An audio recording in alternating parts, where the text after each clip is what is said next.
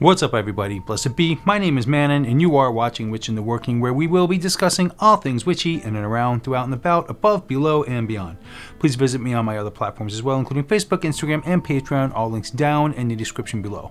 The full script to this video and most of the others is available on my Patreon account for download if desired, to build your own Witch in the Working Book of Shadows. So I know I had mentioned that I have been going through a rough patch lately a few videos ago. I was recently laid off from my job that I had been at for the last 2.5 years, which, was the job I got when I first moved up here. Hence, I'm currently applying and in search for another job. I'm a project manager in the underground utility construction industry, and unfortunately there just isn't a lot going on up in these parts, that calls for that kind of work.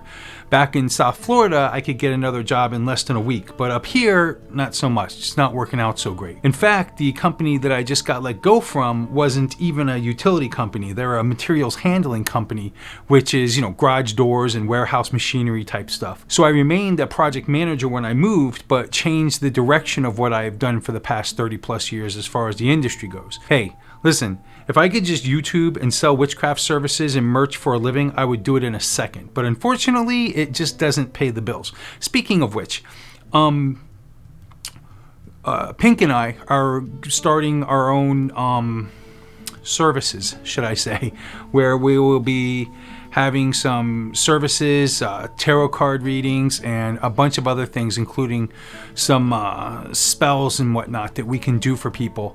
We're actually decided, we've been thinking about it for quite a long while now, for at least a year now, about doing something and starting our own business in a sense of putting out all things witchy, basically. A whole bunch of, different, not necessarily putting out something that where we're selling like crafty items, but more like a store for doing spells and whatnot for people.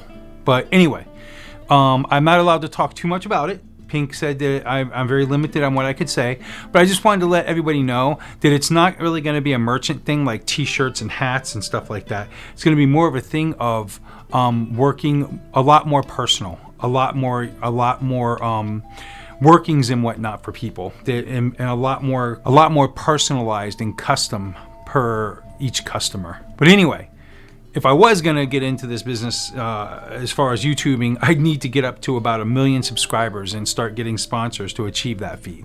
Wink, wink. And by the way, this is why I've temporarily shut down my Facebook page as well, as many companies stalk you during the hiring process. But anyway, that's not what this video is about. This is all about religious discrimination. Being Wiccan for 3/4 of my life, I've run into discrimination quite a few times, but nothing that I would say concerned me except for 3 times. Once I was looking for a t-shirt company to mass produce some t-shirts for Witch's Mark, my old pagan rock band. I put out for a few quotations, and one company wrote me back and mentioned they were totally capable of handling my order, but they wouldn't because I'm pagan, and until I find the one true God, please scratch them off the list. I said thank you for your advice and moved on. The second time I experienced this delusion was with the construction company I was working with before I left Florida. Now, I didn't get fired from that company. I chose to leave as I was relocating. However, I worked for that company for 4 years, and in about 1 year after I started working for them, they found out I was pagan, and the ball started rolling from there. I was then completely treated differently. A lot less friendly and flat out picked on in the blunt of the joke for many times in the office environment. I remember once I was, for instance, telling my coworkers I was going to go out and get a Christmas tree this weekend, and one guy turned and said, "Christmas? That's a Christian holiday. What are you going to get, an all black tree in the name of Satan or something?" Of course, I very uncomfortably explained that no, it was going to be a traditional Yule tree as expected, no Satan involved. I was asked quite a few times by HR themselves for during certain circumstances to cast a spell to better the odds, etc., etc. This was usually mentioned for the laughter of everyone standing around. Regardless, I was targeted for numerous mishaps, and that had nothing to do with me, and most noticeable was the demeanor that my coworkers took with me, how it went from the positive and relaxed good times to negative coldness and darker times indeed. When I left that company, I did so quite happily. Unfortunately, as of now, there has been a third time. The company I was just working with, unfortunately. Everything was awesome for the last 2.5 years until about 3 months ago, I learned from a coworker that another coworker stalked me and learned about witch in the working. It went around the office that I'm a witch. I initially thought, okay, no big deal. This is New England. Witchcraft is totally accepted here. Well, not so much. I was shocked to actually learn how many people in New England have no idea what Wicca is, even with Salem being the witchcraft capital of the world, or at least the country. Either way, almost immediately I began to notice the good old familiar demeanor shift in people's attitudes towards me. Suddenly, things that are usually no big deal started being brought front and center to my attention. All microscopes were on me. I began to notice subtle but clearly obvious mannerisms and actions from my coworkers and that were aimed at me with malice, intent, and disgust with me being an evil Satan-loving witch. Either way, I pushed through and ignored. Ultimately, I could be ignored no more and was called into the office and one fine day to be let go for poor performance. Poor performance that was never mentioned in any of the 3 annual reviews I previously had, nor was ever mentioned to me in any kind of meeting. Poor performance that was scraped from the bottom of the barrel and placed in front of me, which made no logical sense for a person to be let go because of it. I mean, they literally had to find something to pin on me, and when they did, it was absolutely ridiculous for disciplinary actions, let alone being let go. It was very, very clear why I was getting let go. And on top of this, I was being let go to make room for a retired old man who was a millionaire and good friends with the owner and was looking to, quote unquote, keep busy. I brought this up in the severance meeting and was met with shocking side-eyed looks of, we don't even know what Wicca is, in which I replied, no, but you know what a witch is, and that's what went around the office. At the same time, all of this nonsense started occurring. Now, is this because of bad timing or religious discrimination? You be the judge. I've been there and done this. I know religious discrimination when I see it. I didn't go down without a fight. I even went over with them how their reasonings made no sense, and 2 out of the 3 situations had absolutely nothing to do with me, let alone me, being my fault. To this, I noticed my manager kind of make an oh shit face when he learned the truth, but it was too late as they had made it a point to say my last day is today as soon as they walked into the room, so the damage was already done. Imagine how much that sucks, pulling the trigger and then finding out after the fact you just shot an innocent man. Either way, once again, due to religious discrimination, I was forced to move on. So I thought I would make a video for the rest of you out there in pagan land in case you stroll upon this beast called religious discrimination. So I wanted to talk more about it. Let's get into it. Roll the intro.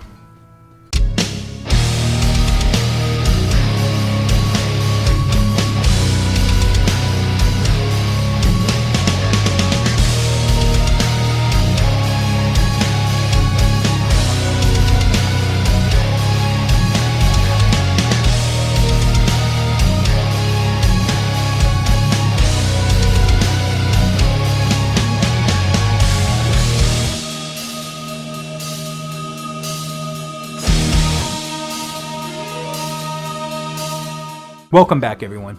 So imagine you're at a potluck dinner where everyone brings a dish from their culture. Now, what if you were told that your dish isn't welcome because it's different, or it makes people uncomfortable just because they're not used to it and have never experienced anything like it before? Religious discrimination occurs when a person or group is treated unfairly or negatively because of their religious beliefs. It's like being picked last for a kickball team, not because you can't play, but simply because your religious beliefs don't match the majority or because they're misunderstood. Why should we care? Because at its core, religious discrimination drives hard against the very principles of freedom and respect that many of us, especially as pagans, embrace dearly. It's so much more than just hurt feelings. As we just learned, it can lead to lost opportunities, legal inequalities, and personal and community hardships. Whether it's being passed over for a job, bullied in school, or harassed in public spaces, the impacts of religious discrimination ripple out, affecting more than just targeted individuals. Religious discrimination is not just an issue for those who have to live it. It affects all of us.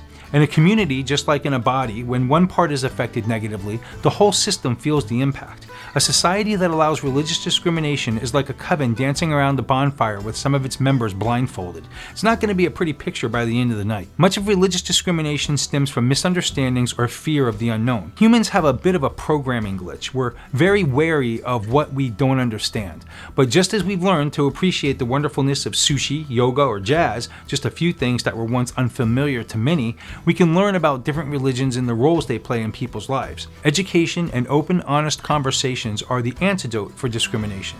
There are tools to chip away at the walls of misunderstanding that divide us. Looking ahead, the goal is clear: build communities where everyone can thrive, regardless of their religious beliefs. It sounds like a hefty goal, but I believe it's achievable with education, awareness, and a bit of that universal ingredient, kindness. By building for a culture of understanding and respect, we encourage a world where no one has to hide or change their dish at the potluck of life. Can we create a mass inclusive society that accepts all religions? When minds can be evolved enough for these religious extremists to no longer be extremists and realize that there's more than one path to deity, I believe then and only then can it happen. As long as religious extremism is in progress, it's not going to be possible, because you can't talk sense to delusion. Regardless, it doesn't hurt to at least try, especially if you can help a few grow in your immediate environment. Remember that the fight against religious discrimination starts with a simple step: getting to know your neighbor and their beliefs. It's about making the unfamiliar familiar and finding common ground in our shared humanity. Let's turn curiosity into a bridge, not a barrier. Let's keep the conversation going, one story, one understanding smile at a time.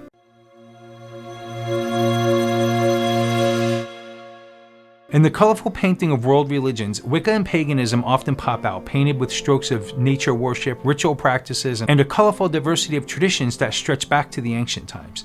Yet, despite their depth and beauty, these paths can sometimes be misunderstood or overlooked. One of the primary reasons to shine a light on this issue is because of misunderstanding. Wiccans and pagans very often face confusions and falsities about their beliefs and practices. Some might imagine dark, mysterious rites or confuse these peaceful practices with harmful stereotypes portrayed in movies and media. In reality, as many of us know, Wicca, for example, follows a foundation known as the Wiccan Rede, which states, "And it harm none, do what ye will." It's about respecting all living things, which is a pretty positive way to look at the world. It also wraps up all 10 commandments in one simple phrase. By discussing what Wiccans and pagans truly believe, we can replace suspicion and fantasy with knowledge and respect. Talking about discrimination against Wiccans and pagans isn't just about correcting misinformation. It's about celebrating diversity in our spiritual expressions. Just like we cherish the variety in our food, music, and literature, the diversity in religious and spiritual beliefs adds color and richness to our society. Every tradition provides a unique perspective on life, nature, and the universe as a whole. Focusing on discrimination against these groups is also important for ensuring legal and social equality. In many places, laws protect the right to freedom of religion, but the reality on the ground can be quite different for those who follow less mainstream paths. Wiccans and pagans can face obstacles ranging from workplace discrimination to challenges in custody battles, simply because their spirituality is less understood. Bringing these issues into the open encourages fair treatment and equal rights under the law. Discussing these issues gives some knowledge and power to individuals within and outside the Wiccan and pagan communities. For practitioners, knowing that there's a broader conversation about their rights and challenges can provide a sense of support and solidarity. For others, it raises awareness and sensitivity, which is the first step towards acting thoughtfully and kindly in our interactions with all kinds of people. So let's keep the lines of communication open, exchange stories, and extend kindness and curiosity instead of judgment. I mean, seriously, how boring would the world be without all its varied flavors?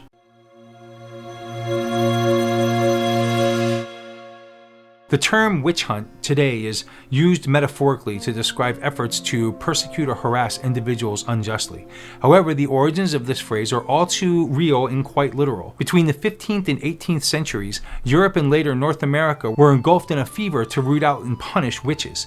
These were often women, though men were not spared, who were accused of practicing malevolent sorcery against their communities. But why witches, and why then? It wasn't just about fear and misunderstanding of the magical. These hunts often coincided with periods of social stress such as wars, plagues, or economic crisis. In these times, the people craved a scapegoat, and the figure of the witch fit the bill. Many accused witches were also healers, midwives, or herbalists, holding roles that were both vital and to some suspiciously arcane. As we dive deeper, we can't help but notice the role of monotheistic religions, those believing in one all-powerful God. By the time the witch hunts began, Christianity had become the dominant religious force in Europe. It brought many positive changes and moral guidance, but also often viewed other belief systems through a lens of distrust and heresy. Pagan practices, which were polytheistic, worship of multiple deities, and deeply tied to nature and seasonal cycles, didn't sit well with the Christian churches. This clash wasn't just about religion, it was about power, control, and the fear of the unknown. Oh, and of course, money. The spread of monotheism, particularly Christianity and later Islam shaped and altered cultures in huge ways. Both religions built vast empires, not just of land, but of minds, influencing art, law, and philosophy. The switch from a polytheistic to a predominantly monotheistic worldview often meant centralizing religious power, which could lead to a more unified state and wealthy rulers. However, it also sometimes resulted in the discrimination or outright persecution of those who grasped onto older polytheistic or animistic beliefs. In many regions, ancient festivals and rituals were rebranded with new monotheistic meanings, but retained their celebratory or seasonal importance. Some religious organizations even took over sacred grounds and built churches on them as to sort of envelop the pagans into their system.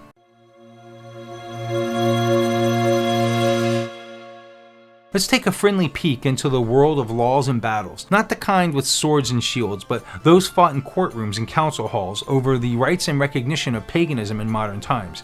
It's a topic that might sound a bit dry, but stick with me. This is not just about legal jargon, it's about people standing up for their beliefs and often against the odds, changing the world one ruling at a time. Historically, paganism and its practices have often been misunderstood and sidelined by mainstream society, particularly in regions overrun by Abrahamic religions. This misunderstanding wasn't just social, it seeped into the laws and policies that govern people's lives. For example, during the witch hunts we touched on earlier, being accused of witchcraft, often a proxy for pagan practices, could lead to execution or imprisonment. Fast forward to more recent times, and while no one is being burned at the stake or hung, the legal hurdles can still be quite enduring. In many countries, pagan religions struggle to gain legal recognition. This recognition is very important as it drives a group's ability to hold public ceremonies, own property for religious use, and even be mentioned in official statistics. Without it, pagans often find themselves at a legal disadvantage, lacking the protections and rights afforded to more established religions. Over the past few decades, there have been several landmark cases involving paganism that highlight the struggles and strides made in this area. Let's take a look at a couple of notable examples. United States, Detmer versus Landon in 1986.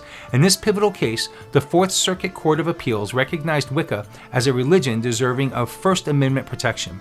Herbert Detmer, an inmate, was initially denied the right to use certain religious artifacts and access to clergy. He took his case to court, arguing this was a violation of his religious rights. The court agreed, marking a significant victory for Wiccans and paving the way for greater acceptance and accommodation of pagan practices in other public institutions. Number 2 took place in the United Kingdom, which was the Druid Network of 2010. After years of effort, the Druid Network succeeded in getting Druidism recognized as a bona fide religion in the UK, granting it the same status as more mainstream religions. This recognition was not just symbolic. It had practical benefits, including eligibility for tax exemptions and more respect in the public sphere. This case was a milestone in acknowledging the depth and structure of Druid beliefs. The West Memphis Three refers to 3 men, Damien Eccles, Jason Baldwin, and Jesse Miskelly, who were teenagers when they were convicted in 1994 for the murders of 3 8-year-old boys in West Memphis, Arkansas in 1993. The case drew significant attention due to the nature of the crimes and the controversial evidence used in court, which included the town's fear of satanic rituals. On May 5, 1993, 3 boys, Steve Branch, Michael Moore, and Christopher Byers, were reported missing. Their bodies were found the next day in a creek. They had been mutilated and bound. The brutal nature of the murders shocked the community. The investigation quickly focused on Damien Eccles, known in the community for his interest in Wicca, which local law enforcement equated with Satanism. Jason Baldwin and Jesse Miskelly were also implicated. Miskelly, who had intellectual disabilities, was interrogated without parental consent or legal representation and eventually confessed after hours of questioning. His confession, filled with inconsistencies and later recanted, significantly influenced the case despite its dubious nature. The trial was heavily influenced by the community's fear of Satanism. The prosecution presented little physical evidence linking the 3 teenagers to the murders. Instead, they relied on the confession, witness testimonies that were later recanted, and the defendant's interest in occult practices to portray them as guilty. Eccles was sentenced to death. Baldwin and Miskelly to life in prison. Over the following years, the case gained international attention, with celebrities and legal experts advocating for their release. New forensic methods revealed that there was no DNA evidence linking the 3 to the crime scene. In 2011, facing mounting legal and public pressure, Arkansas courts allowed the 3 to enter Alford plea, a plea where the defendant maintains innocence but acknowledges that there's enough evidence to likely convict him. This led to their release after serving 18 years in prison. The case remains remains controversial. The West Memphis Three have been legally freed but not exonerated, leaving unanswered questions about who actually committed the murders, which, if anybody has ever seen the documentary or seen the movie, all fingers point towards one of the stepfathers of the children. I believe it was the stepfather of one of the children.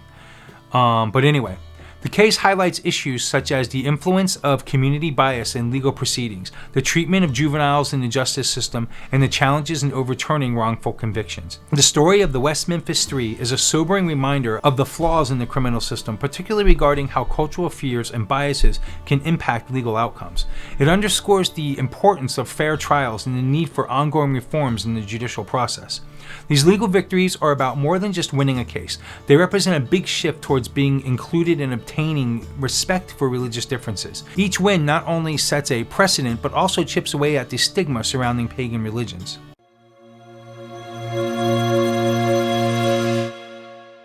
Imagine you're starting a new job, excited to bring your best to the table, but instead of focusing on your work, you find yourself sidetracked by less than welcoming attitudes towards your religious practices.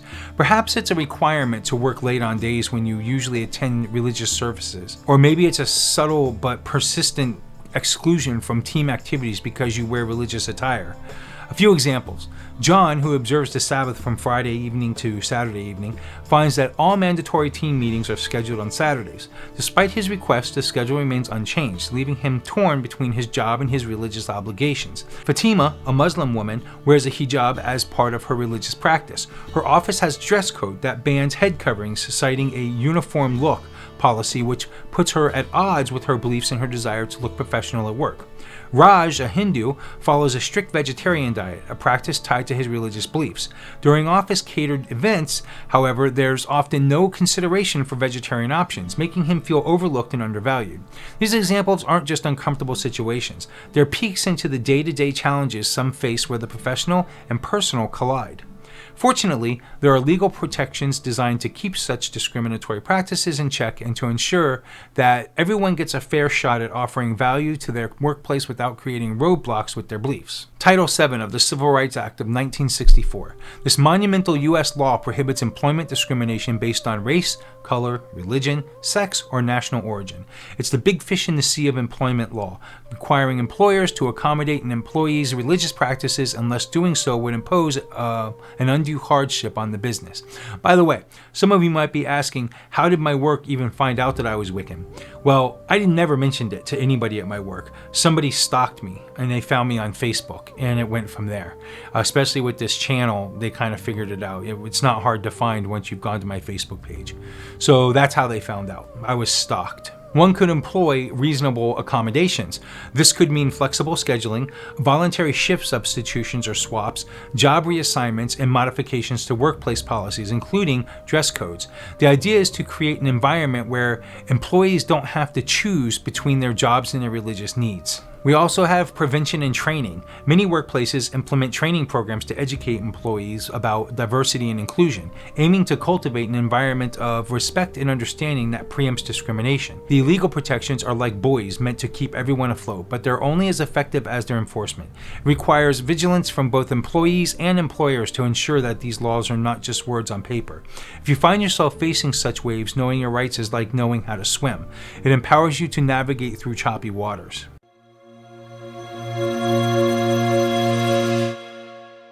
Knowledge is power, and the first step in advocacy is to arm yourself with information.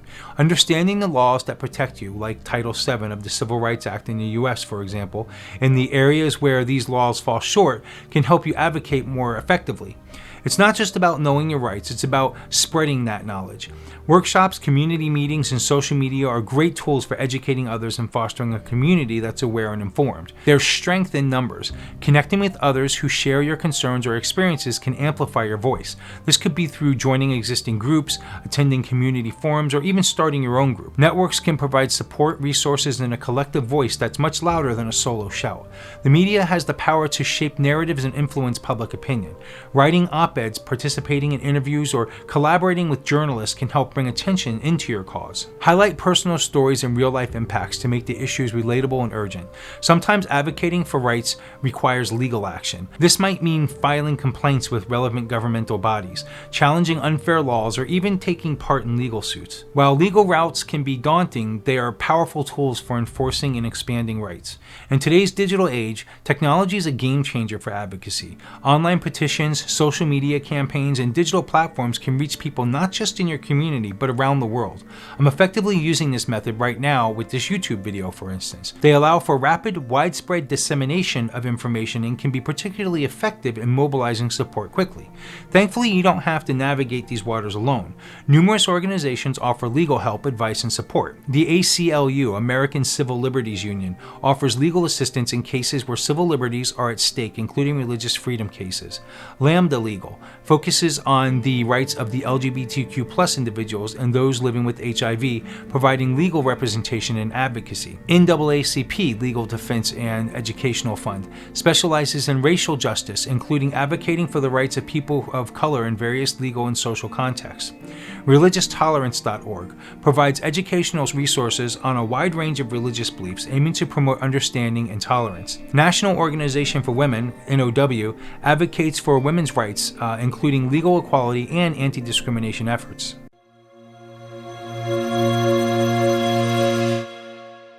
By educating ourselves and others, we're essentially learning how to speak the language of various cultural and religious communities, which reduces misconceptions and promotes a more inclusive society. Workshops are an amazing tool for education because they involve interactive participation and hands-on learning. For instance, a workshop on religious tolerance might include activities like role-playing exercises where participants are asked to imagine themselves as a member of a minority faith community. Such activities bring about empathy and understanding by placing people in another person's shoes. You can organize workshops in community centers, schools, or workplaces focusing on specific topics like understanding religious symbols, the importance of diverse religious holidays, or the basics of respectful dialogue. The key is to make these workshops as engaging and participatory as possible. Think group discussions, Q&A sessions, and maybe even some creative arts and crafts that celebrate different cultures.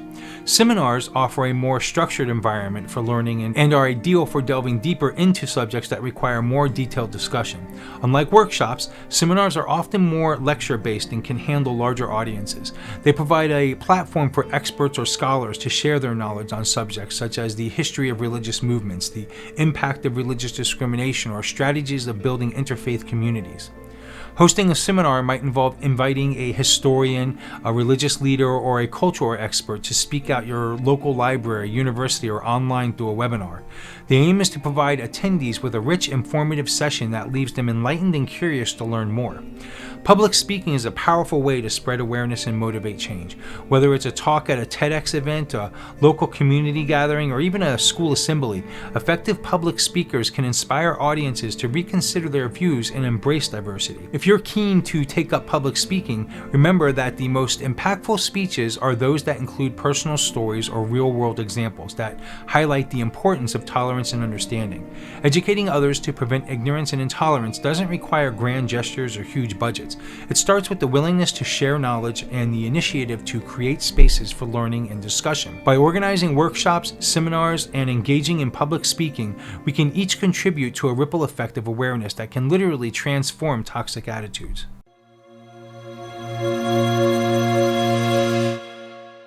First and foremost, education is your powerhouse. The more you know, the better equipped you are to identify, address, and challenge religious discrimination.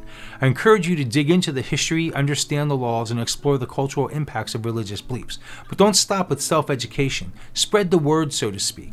Host or attend workshops, whether it's a seminar about religious rights or a workshop on interfaith dialogue. These are fantastic places to start. Engage in community activism. Get involved in or even initiate campaigns that promote religious tolerance and legal reforms. Your voice can amplify the call for change. Advocate for legal reform. If there are outdated or discriminatory laws impacting religious freedom in your area, mobilize support to challenge and change them. Empowering yourself and others through knowledge is key. Here's a a couple of resources to help you on this journey, for instance. There's books like The Triumph of the Moon by Ronald Hutton, a scholarly exploration of the development of modern paganism, Drawing Down the Moon by Margot Adler, an engaging overview of America's diverse pagan communities, Paganism, an introduction to earth-centered religions by Joyce and River Higginbotham, a practical guide to the fundamentals of paganism.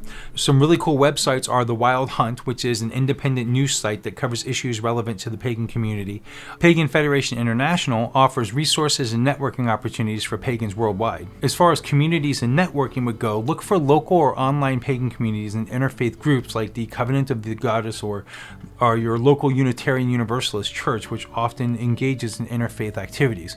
Remember, moving forward means taking steps, sometimes small, sometimes big, toward a world where religious discrimination is a relic of the past and where diversity in belief is not just tolerated but celebrated. Well, that's going to wrap up this episode of Witch in the Working. Have you experienced religious discrimination? Do you know someone who has experienced religious discrimination themselves? Let us all know in the comments below. If you like this video, please give me a thumbs up and please subscribe if you haven't already. And don't forget to ring that little bell to be reminded of the wonderful and future exciting episodes to come. Love you guys and gals. Blessed be.